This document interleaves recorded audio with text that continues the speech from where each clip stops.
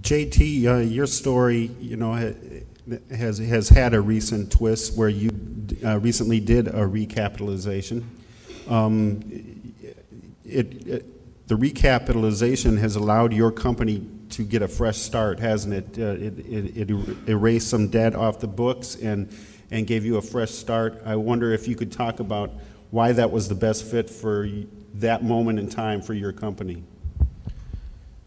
Well, for me, there really was no other way.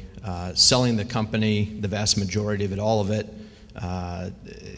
with my passion for what I do was just simply not an option, but I had to make the company healthier. So the first step we did was make sure that we got the P&L to where it needed to be to attract any investors or any interest.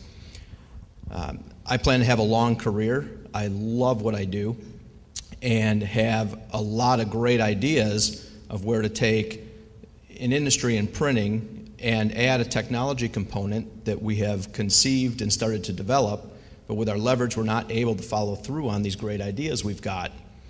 So a recapitalization for us did two very important things. Number one, it got rid of a ton of our debt, which makes us healthy. Our P&L is good, it will remain good. Now the debt is gone, that just simply frees up cash flow so we can pursue our ideas and what we need to do to continue to evolve this business. Every business needs to evolve, and if you're too strapped, you can't do that. So for me, I plan to be in the business hopefully till I retire, another 25 years, and I didn't want to fight it out for 5 or 6 years to get our debt to a position where we were comfortable. And all that time, potentially have competitors pass us up in technology, in service, in things in our industry that we have to be ahead of them on. JT mentioned that he loves what he does. Tom, could you expand? It seems to me that that's a critical question that a company owner needs to ask himself or herself. Do I want to continue doing this? And if so, then maybe a recapitalization is the route to go. Or do I want to cash in my checks and move on to my next venture altogether? How important is it to love what you're doing as far as a determinant factor in making that decision?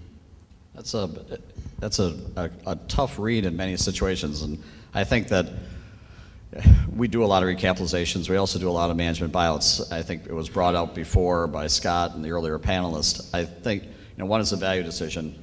Do you feel that you're getting a proper value and you want to walk away? If you truly think you're getting a proper value and you want to walk away, you should sell your business outright. Because that is the right thing to do.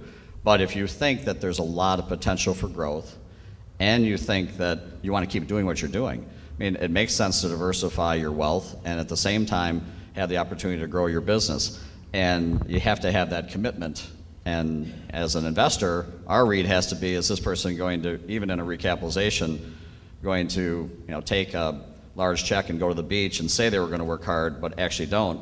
But we've been really fortunate. We have found that, especially founders of businesses, their name is associated with it. That's their life, their legacy. They want to make sure it thrives going forward. So we've been very fortunate recapitalizations to have, in many cases, the founder or CEO work even harder after the fact because now they say, gee, I got to work hard for my partner.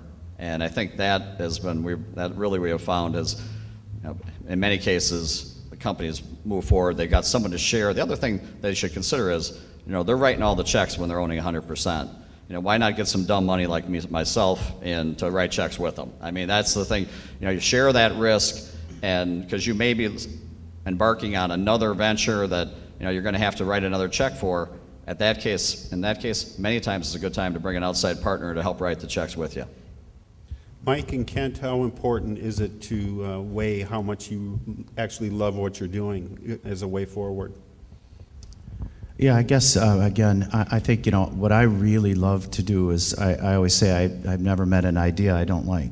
So I sort of like taking ideas and starting up a company and getting people enthusiastic about the company and raising the capital to get it started and get it going. And for me, it's always sort of that's where I think my strengths are. And when the company starts to get bigger, once Jefferson Wells got to 100 million plus in sales, believe it or not, it wasn't as fun for me. I liked it when we were 7 million, and taking on the big 5 accounting firms, and no one's ever heard of us before, and so that was what I loved. That was where I was good.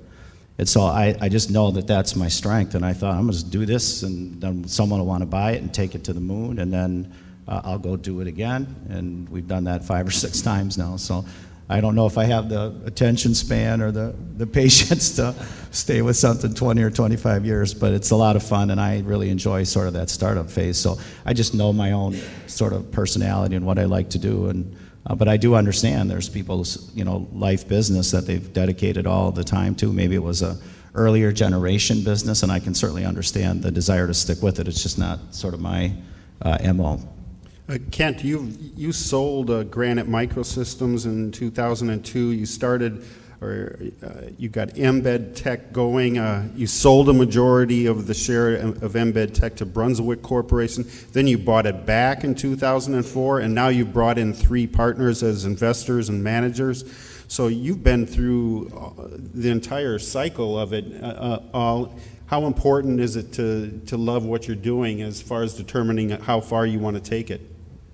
I think a lot of it, and to touch on what Mike said as well, a lot has to do with when you start the skill set it takes to start a company is not necessarily the right skill set to grow it, especially to a bigger company like 100 and some million.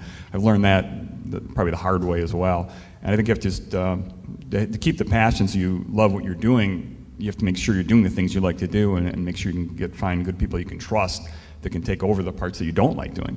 I'm a great firefighter. I know I'm not a good manager, and so they have really good people behind to work with you as partners or employees that can help do that part of it to clean up the mess after you is a good thing. But through my adventures, through starting with basically a credit card out of college, I started Granite and made a lot of mistakes along the way, and finally merged with a company called SoftWorks Development, which is a bigger company than mine. And I became a minority shareholder when I did that. And that company eventually shut down, and Granite was the only remaining company. And so I didn't like that environment out as much after 3 or 4 or 5 years. Like Mike, I guess, I needed the entrepreneur feeling. I wanted to be able to call my own shots more, and I had exact vision where I wanted to go. So I started in Embed Tech, and lucky for me, I guess, like I mentioned earlier, I had a great vision of what should be done in the marine electronics area, and pretty much had a chance to speak at a conference in front of George Buckley, which is the CEO of Brunswick at the time. He liked it and he invested in me, and I was basically working out of my basement. I just started. I was just me. So it was just shows you have the dream, the passion, but just like anything, I can sell probably because I love what I do and I believe in what I do, and that always shows, and it's always shown. And if you don't have a passion for it, I think life is just too short. Find something you do.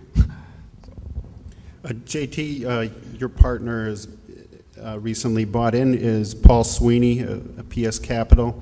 And in the article of the new edition of BizTimes, there's a quote in there from Paul regarding that one reason they did the deal was that they thought JT was a, quote, unbelievably nice guy. And knowing Paul, I know he was serious about that. Character counts when you're bringing in new partners. I wonder if you could expand upon that how important that comfort level is as far as giving you the confidence to go through with the deal. I think it's just about everything. If you plan to stick around, if you're going to recap, even sell the majority of your business, but stay around in management, if you're going to have partners, you better be very, very honest with yourself about who they should be.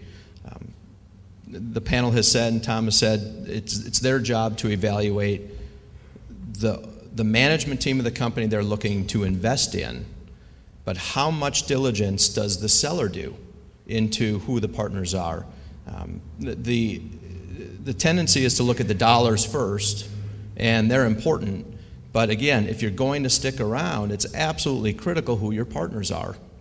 And I'm glad they think I'm a nice guy. That's good. I felt the same about them. I had talked to many private equity firms over the years about deals, and banks also. And they're not all created equal. And that doesn't mean any of them are bad. It just means that there are some that are a better fit for you and some that are a better fit for somebody else. And for the future, once you get that deal closed, it happens faster than you think. Now your life has changed, and it's kind of like a marriage. So you better pick the right person. And I think I've seen many times with friends and colleagues make the wrong decision. In fact, I did it once selling a company in 2002, made the wrong decision on who my partners were, and it did not turn out well. So I think that's absolutely critical from the seller perspective to pick your partners wisely. And that's both private equity, individual investors, and bank. Kent, you've seen the good, the bad, the ugly of it. How important is it to be comfortable and compatible as far as bringing in new partners? I think it's like the marriage analogy is so perfect. It's everything, really. You want to go to work every day and just enjoy, never looking behind. Knowing the guys on your team are your partners. They care about you.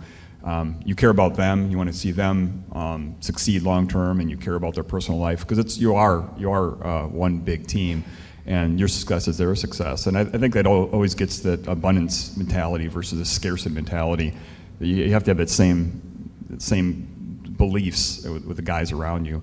And recently, I was lucky enough to bring in 3 new partners. A very similar business. Actually, they were competitors of mine, and they are my partners now, and it's been really fun. But they've being in Wisconsin area, I knew them well. You could easily understand. You knew for a lot of people that knew them, you could understand their ethics and the way they looked at things, and that they're honest people. And that's been everything for me now. So we're lucky enough now to take our company in BedTech to the next level. Influx of cash with partners, as well as people that very much complement what I'm good at and what I'm not good at. And it's nice not to have to, feel like you're fighting it from an island. You've got a good group of people behind you, and we fight as one team. So it's great. Mike, any thoughts on that?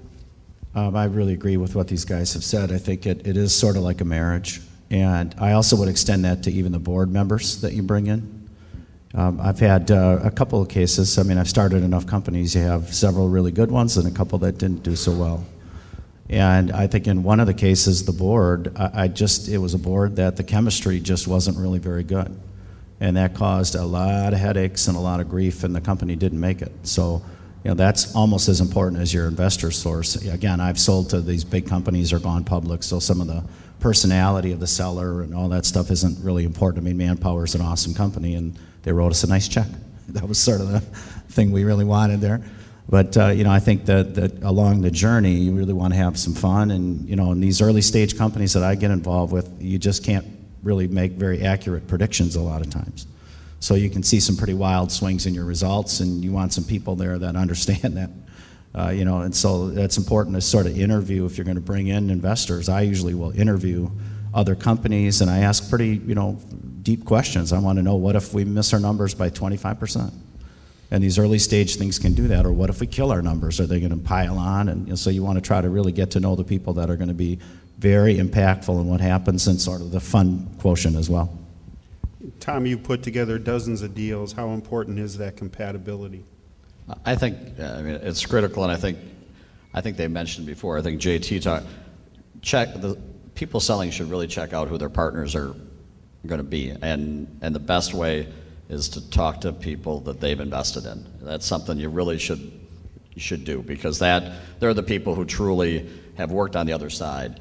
The other is aligning the goals beforehand is critical. And we've been pretty fortunate, but we've made mistakes too. I had a deal where we invested $15 million on a company that was probably valued $30 million, and we're going to grow it slowly. About a month in, management team came in with a $200 million expansion plan, organic growth, and our fund size at that time, we were a $190 million fund, and you kind of go, I don't think we communicated that very well. So those are the type of situations that you want to have the goals aligned, and usually that's aligned by the fact that we have an equity stake, the management team has an equity stake, and you're really just trying to create the best enterprise value at exits that you can. But I think you really need to, I think the other is, with partners, it's very good to have people who have gone through ups and downs, and find, when we refer companies, we say talk to any of them, and we'll tell you this was a good performer, an underperformer.